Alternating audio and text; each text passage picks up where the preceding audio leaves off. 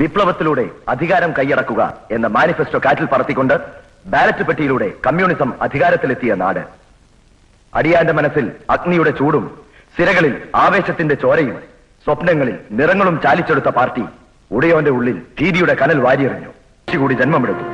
വളരെ പെട്ടെന്ന് ഒരു ഇടക്കാല തിരഞ്ഞെടുപ്പിന്റെ ചൂടിൽ മലയാള മണ്ണ് ആവേശമുഖരിതമായി.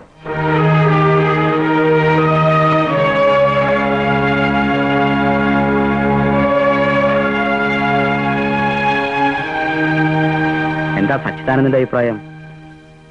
സഖാവില്ലാതെ ഒരു തെരഞ്ഞെടുപ്പിനെ ഞങ്ങൾ എങ്ങനെ നേരിടാനാ? നേരിടണം, അതാണ് തന്ത്രം.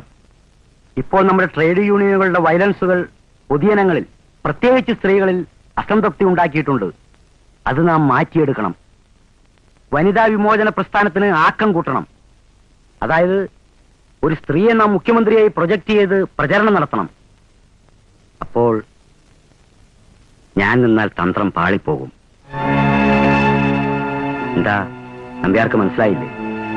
എന്നാലും അത് നമ്പ്യാർ ഭയപ്പെടണ്ട, എല്ലാം ഞാൻ ഏറ്റു.